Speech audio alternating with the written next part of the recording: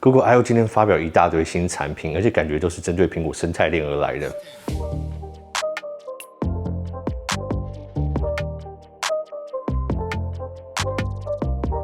大家好，我是苹果连。那刚刚结束的这个 Google I/O 呢，今年算是蛮罕见的，除了发布一些我们预期会出来的产品之外，也推出了很多将来要出来的产品。那这个算是给我们一个先看到说他们将来会有什么新产品推出啊，也不用去猜测，然后再去看很多的爆料留言。那甚至是更未来的产品，他们也在这一次展示出来了。那我们就来看看今年的 Google I/O 有什么新产品发表吧。如果你们喜欢这类影片的话，就记得订阅频道、按小铃铛、按赞跟分享。那我们就开始吧。那首先我们就先来讲比较接近我们本来就大概预期会出来的 Google Pixel 6a。那这种 A 系列的 Google Pixel 手机呢，其实在前几代都一直有这样的惯例啦，就是他们可能在年底有一个旗舰机的发表，然后在年中的时候会有一个比较入门中阶的机种。那它的设计跟它的硬体配备会比较接近去年旗舰级的机种，至少在设计上面，但有一些比较入门的其他部分的硬体规格来降低它的成本。那这次 Google Pixel 6a 它的售价会在$449，对，这个是非常非常便宜的一只手机。那它的外形设计呢，就比较像 Google Pixel 6可稍微再小了一点，那它颜色总共有黑色、白色还有绿色。那里面处理器呢，就跟去年的 Google Pixel 6跟6 Pro 一样的Tensor 处理器，萤幕6.1寸啊，搭配1080p HD 的萤幕，然后它的更新率是在60Hz，然后它后面配备的是2个相机，那它是主镜头，还有一个超广角的镜头。那其实这些部分就是它规格上面有一些比较入门的地方啦，相机上面就看得出来。那现在看起来呢，它的主镜头是1200万画素，其实这一款镜头一直都是我认为评价非常好的一款啦。那我个人对这款镜头，其实从 Google Pixel 3一直到现在下来，很多人基本上除了它的像素部分也没有什么抱怨。那如果你纠结这1200万画素的话，其实以$449这个价格，你去看到 iPhone SE 啊，或者其实现在新的 iPhone 13，他们的主镜头也是1200万画素，可是当然感光元件的大小会有点差距啦。但是 Google 它其实相机比较强调都是在它的影像处理的部分。那容量的选择呢是128GB，然后它记忆体部分会有6GB，然后有 IP67等级的防水，然后它是用指纹解锁。那电池容量呢有4400毫安时，然后支援18瓦的无线充电。那它同时也是一支5G 的手机。那我觉得这个价位对很多可能想要入手 Google Pixel 系列的人来说，如果你是想要试试水温，尝试一下说 Google Pixel 使用起来的感觉怎么样的话，那或者是你单纯跟我一样喜欢玩它的相机，那我觉得这款是蛮不错，让你去尝试看看的一个机种啦。那在另外一个新产品呢，就是 Pixel Buds Pro。那这个就是有点像是 Google 比较高阶的真无线蓝牙耳机。那这一次呢，终于会搭配主动式的降噪，那还有通透模式。那它的价格呢是$199，所以它的价位就是真的很接近 AirPods 3，然后又有点逼近 AirPods Pro 的这个价位。那 Google Pixel 的耳机评价一直以来都算是平庸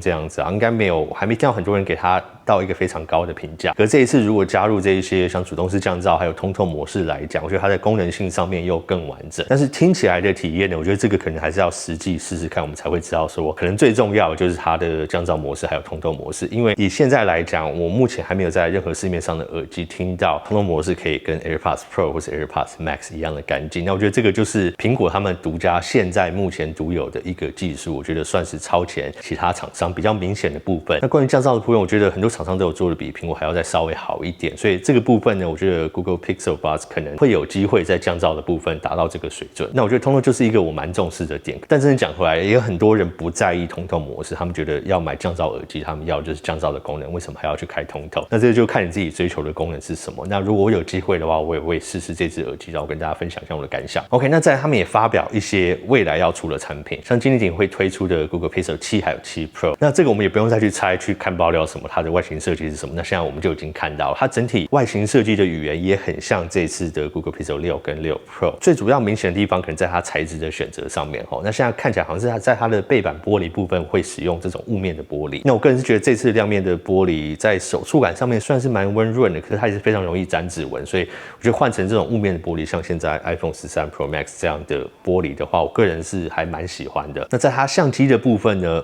主要就是其实在6A 还有这次的7的设计上面，就看它镜头上面有在开另外一个椭圆形的孔出来。那这个相对先前就只是比较单一的这样去看它的孔，就是它整体设计算是比较完整了一点。那可是整体设计语言还是算是非常的接近。那颜色上面的选择呢，我觉得这次也走的稍微保守一点啊。像先前那个2个很强烈对比的橘色那一款，我们现在就没有看到。虽然个人手上拿的是那一款，可是我还是比较偏好一些简单的颜色，像是白色啊、黑色啊什么等等。那在规格上面，我们目前还没有看到它的仔细的里面的规格是什么。我们就知道说它里面使用的处理器会是新一代的 Tensor 处理器，或许在一些什么省效啊或是 bug 上面会有一些改善。那其他部分我的猜测呢，可能萤幕啊或是这些指纹解锁的速度啊什么等等可能会有些进步之外呢，那相机部分可能在硬体的等级我们会看到在主要的那支 Pro 系列可能会有一点进步。那这个是我目前的猜测，我完全不知道。那可是既然搭配新的处理器，我们也看到像很多相机厂商他们其实在相机或是成像功能上面的进步是依赖新的处理器。那我觉得不管怎么样，是在相机镜头感光元件本身上面硬体的进步，还是用他们处理器上面的进步来提升它影像处理的能力。那不管怎样，我们在实际使用拍摄上面应该都会看到一些进步。那再来呢，下一个就是算是惊喜吗？还是说大家已经在餐厅捡到过这只手表？那就是 Google Pixel 的手表。那这个它外形的设计就是圆形的这个手表的设计。那我个人是比较偏好圆形手表的设计，但同一时间呢，我们也知道说，以现在我们看讯息的方式，跟以前手表只是看时间的这种使用模式就不太一样，所以或许方形的这种显示萤幕，以苹果的思维就是说，它可以显示比较多资讯。那可是我觉得手表上面，我们真的会在上面处理的事情还算少，或许圆形在使用上来也不会真的有太大的不方便。那这一次呢，它的设计我们终于看到它萤幕打开之后啊，还有使用的一些界面是什么样子。那现在看起来它的边框好像有一点点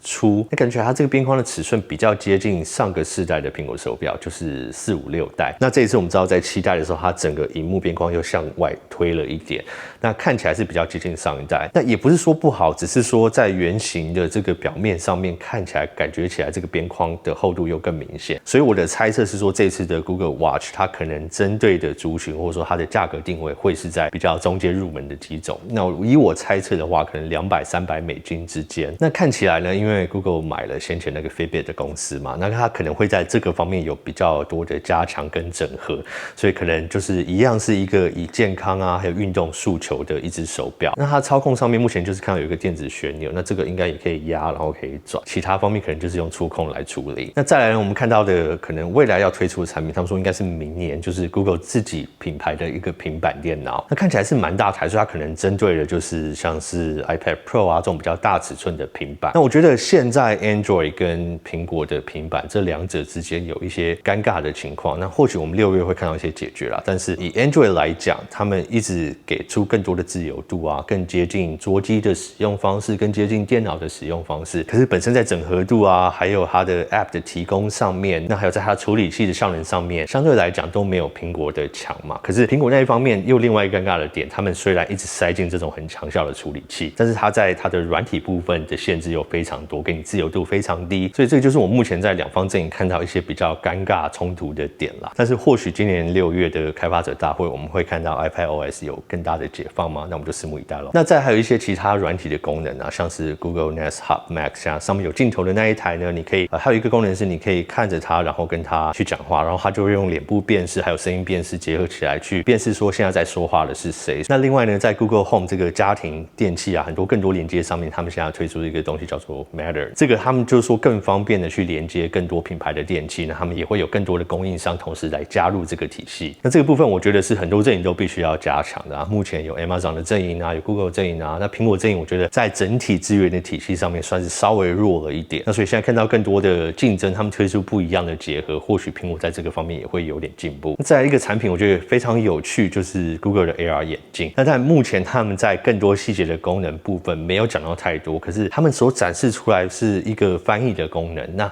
这个装置看起来就像是一般的眼镜，他们展示出来的功能是说，比如说你戴上去之后，有人在跟你讲不同语言的时候，它就会自动及时的帮你翻译，然后直接打在你眼睛看得到的地方，就在这个人的旁边。所以这样你在跟不同语言沟通的时候，你的视线还是可以保持看着它，可是同时间下面又有字幕及时播出来。那这个听起来好像是一个我们现在就可以看到一些功能，可能用手机就可以办得到。可我觉得放在 AR 眼镜上面算是非常非常的合理。那我觉得这个在实用性上面，比如说或许在这种使用情况下，你也不需要去担心镜头啊什么等等的问题，它就是一个解决目前现有生活上的一些问题。我觉得从这个方面去着手去切入，或许也是一个不错的选择。那 Google 抢先发表这些部分，会不会代表苹果可能今年6月也有一些 AR/VR 眼镜的产品会抢先发表出来呢？那这个我也不太确定。那我们就持续期待说，苹果到底是在今年还是明年初才会发表他们的 AR 眼镜咯。好，那我们最后的问题就问大家说，现在 Google I/O 里面他们所发表的这些产品硬体里面，你最喜欢或者让你最惊艳、最期待的是哪个产品？那都欢迎大家可以加入讨论。OK， 好，那喜欢这类影片的话，就记得订阅频道、按下小铃铛、按赞跟分享。我是苹果爹，我们下次影片见喽，拜。